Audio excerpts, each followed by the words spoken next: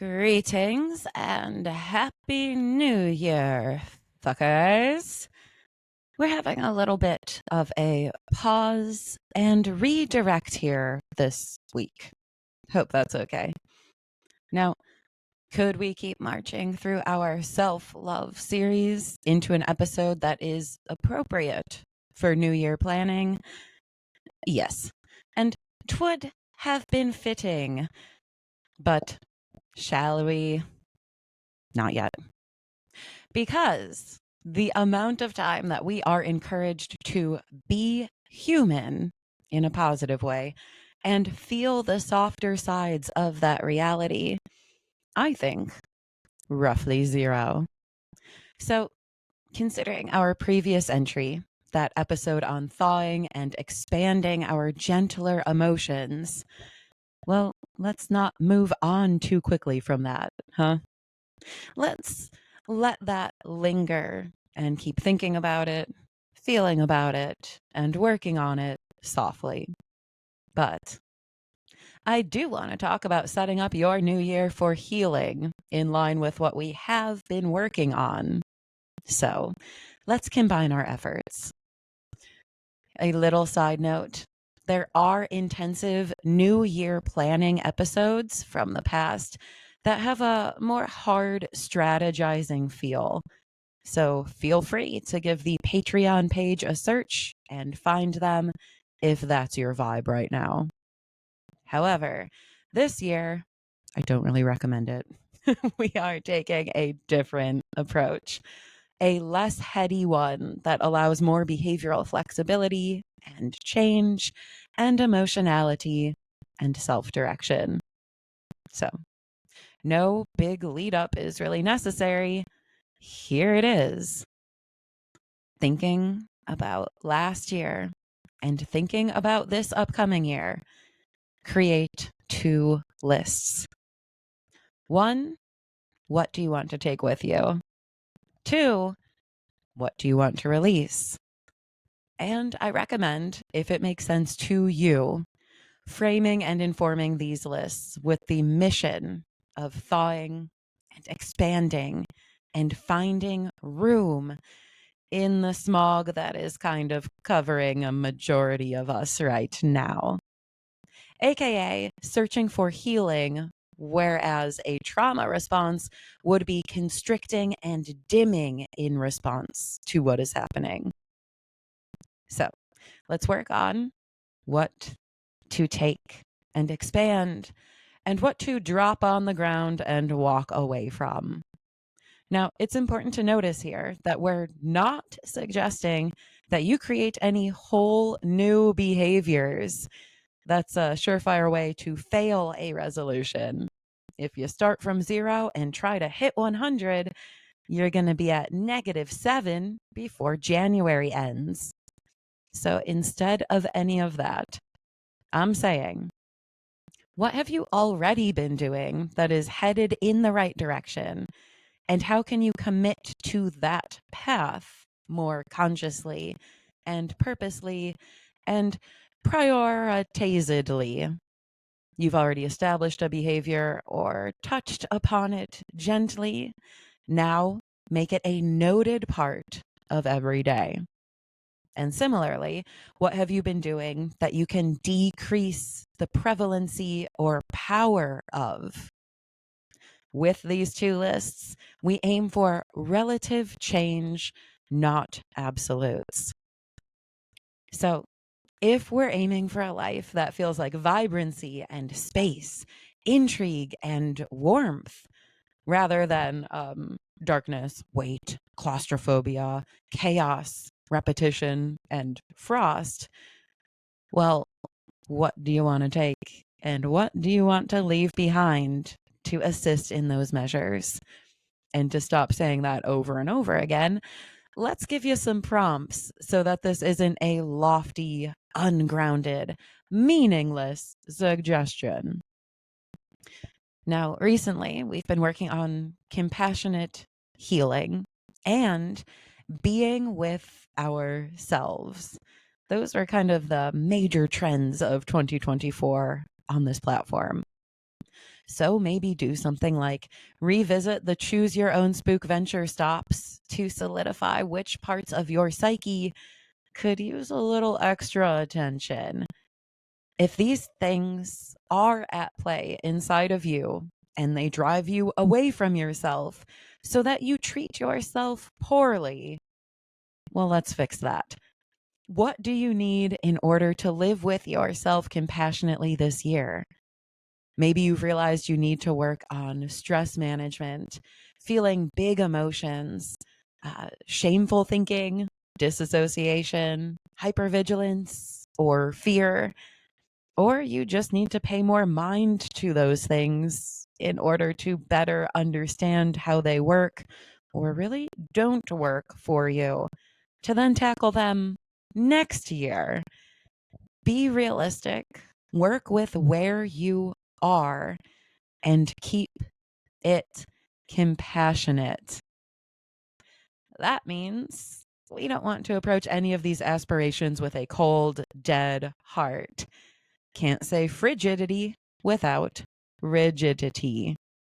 So let's, as we said earlier, not forget about the very crucial step of feeling gently, of thawing, having soft emotion, and encouraging those sensibilities to thrive and blossom this year.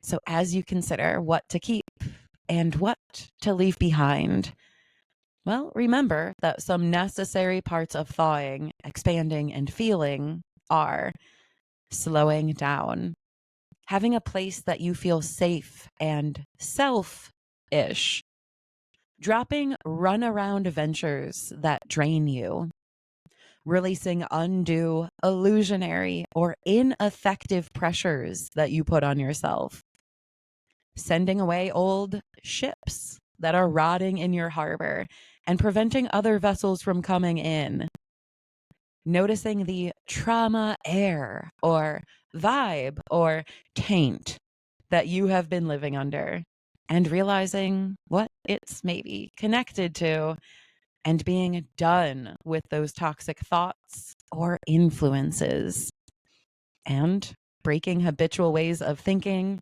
living, and feeling, which were designed by the protective aftermath of trauma. Looking at what you're realistically working with, which might feel like a bit of a natural disaster right now. What must you do? What do you choose to do? And all of the activities that fall in the gray tones. And then consider if this is possibly something you can turn into priorities, a list or a sliding scale that you might want to fuck with. What must you do? What do you choose to do? And what can you let go? How can you begin to move your day-to-day existence in the direction of these important healing points? Slowing down, having a safe place, dropping runaround ventures, releasing undue, illusionary, ineffective pressures, sending away old ships, noticing trauma airs, vibes, taints, and releasing what's causing them, and breaking habitual ways of being. Another thing to realize as you work towards this is your lists may very well correspond, right? Every time you take a step upwards in one direction, you are leaving behind the downwards position of the prior position that you occupied. You release a thing and you pick up or increase your dedication to another thing in its place. You know, move one thing from the priority pile and insert a better behavioral option there. For instance, I want to take with me art and stretch practices in the morning. That means I also want to leave behind what I call wake and shake behavioral patterning, which is waking up and letting anxiety immediately run the show in a self-abandoning fashion. that really sets the tone for the rest of the day. I also want to take with me simple, non consumerist living. That means that I want to release the allure of easy online purchasing to solve problems. You get it. You'll see the pattern yourself. Your lists will reflect each other and they will reveal how you can shift your energy from one direction to the other rather than, say, telling yourself to just halt a behavior and having nowhere for their energy to go. So, this is much easier to manage. It keeps you moving if you understand how you can free up energy, attention, time, or space from one place and put it elsewhere. And speaking of moving that energy, you also might want to consider when making your lists the necessity of time, space, and energy for healing. These are the things that we all require in order for our thoughts and feelings to start becoming noticeable, to make any sense to us, and to change them. So, how can you rebudget resources that you have to open up room for you to exist in your own life this year? You will need time, you will need space, and you will need energy to do it. I.e., if your main goal is, I need to create conditions for creative flow and feeling and processing of my shit. Well, to create time, you might release your behavior of staying up late watching TV and instead pick up the habit of waking earlier to tap into the bonus hours of the day, which you can use to your benefit. To create space, well, see prior point, but you might also want to release the need for something like a storage space and instead take up the old plan to make art and meditation in that area, maybe a little corner or nook of your residence. And also, you probably want to create space mentally to open up room in your psyche that obsessive thought previously occupied. So, what benefits that? Oh, yeah, back to cleaning out your storage and adding in the flow and meditation to start moving the garbage. Am I right?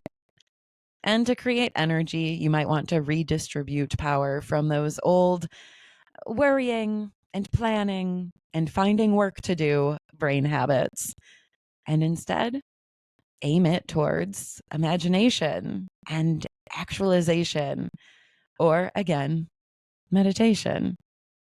How can you shift towards time, space, and energy for you in your own life? Knowing that these are tenets of trauma healing, that it requires less pressure, more feeling, more listening to yourself, and intentional breaking of triggered behaviors in order to grow, in order to overcome what you've accidentally learned in the past. Well, what do you want to accomplish this year in those metrics? Take this thing, leave that thing. It gives you a surprisingly solid set of legs to walk on and a place to start walking towards to make these lists. And it gives you a place to walk away from your trauma coping born patterns that are no longer serving you. And that's more or less it. You can leave it there. If you feel you've gotten enough of a direction for yourself to head in, be done. I'm leaning away from these behaviors and into these ones might be good enough to guide your days. Or you can get much more granular if you really appreciate a step-by-step plan, a literal set of instructions for you every day when you wake up. If that's what you're looking for, then keep going. with your lists. Once you have the take and leave behind behaviors, you can get very specific about what that means, breaking them down more and more, turning them into steps that reflect your real life and the things that might taunt, torment, or really entice you. What will you take or leave behind exactly in practice? I.e., if you're leaving behind rushed, distracted living and you're keeping slow, intentional, present, and aware existence, well, maybe the steps are keep phone on silent. Do not open computer if it is not work time. Breathe for 2 minutes in between every task. No screens during your meals, etc. You see what I'm getting at. If you respond well to rules, and if you respond well to rules currently, because that is something that kind of comes and goes depending on what we need to work on, then you might want to get more specific about how you will accomplish your take it or leave it lists, but do not overload or overwhelm yourself making demanding rules. Maybe this year you just create intentions, and then in subsequent years, you start to really specify your guidelines to hone those efforts as you build the skills and habits and environmental factors that are necessary to master them.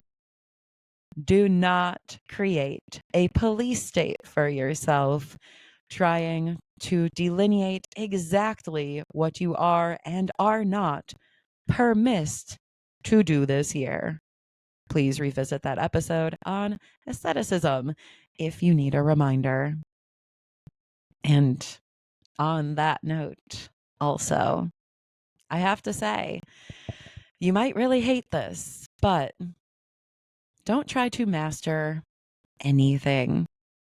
Remember that life is a practice. You get up every day and you do the same things, roughly. Then it resets and you do it again. The very setup of existence, I'm saying, is practice, day after day, not perfection. So get started in the general direction of your choosing, where you want to go this year and the many years after it, and keep walking that way as possible every chance you get. That's all. There will be times that you can't make those steps, or you have to carry something that you really wanted to release, or you neglect something that you wanted to foster. That's okay. Just get back on your path again after you take your detour into the brambles. Strength is in returning to the practice, not rigidly maintaining the practice. Plus, your walk allows for meandering and taking emergency breaks and pit stops and just stopping to appreciate the views. It does not have to be balls to the wall 24/7. And I think that's a big lesson to absorb for this upcoming year. Plus, a quick note here. If you do have big, long-term, lofty goals that maybe emerge from thinking about the new year or have always been there, just remember, please, if you put your head down, your nose to the grindstone, cut your teeth, and try to rush yourself to your ideal version of you, number one, that's perfectionism. It will make you hate yourself and everyone around you. Truly, it isn't worth even considering because it's an impossible goal that only ends in misery and isolation. So don't. But number two, sprinting any distance means you might not make it there due to burnout or injury. Number two, you might arrive at your destination very quickly, the thing you thought you truly wanted. But you might find out you're actually not prepared for it at all by rushing to get there. And so it slips through your fingers, anyways. And number 4, you might even get there in due time after taking a direct route. And in this manner, you might still miss out on the best destination for you because you had tunnel vision and did not explore another option along the way. So slow down, make your lists. Maybe don't put too much planning into action if you tend toward obsession or perfectionism. And instead, this year, put all of our self work into practice. Follow your gut checks into the right direction, into living authentically and in an aligned manner, rather than, rigidifying your self guidance based on what you're thinking right now at the beginning of the year, and then creating new habitual, controlling, limiting behaviors that don't help you. You really never know where heading in the right direction can eventually lead you, what your final destination will be. So maybe if it appeals to you to try, just get your thoughts and feelings aligned and set in one direction. Then, if one part of the compass starts going wonky, your brain or your feelings, and it begins spinning out of control, you can use the other part, your brain or feelings, as direction for your behaviors and as a stabilizing template to bring the whacked out aspect back into alignment. And then march on through your new year, motherfuckers. Just keep going. Self-led and not perfect, not even trying, not even concerned about the false, impossible misery factory of a belief that you can be ideal or unflawed. We're just working on the ideal that with practice we can heal compassionately by heading in the right direction, behavior by behavior. So, what will you leave behind, and what will you take with you this year? And what will we learn together this year, fuckers? One way to find out. I will see you there in our next little show where we're going to talk about the drastically changed plans for 2025. Because who foresaw all of this coming? Actually, I sort of did. All right, that's it.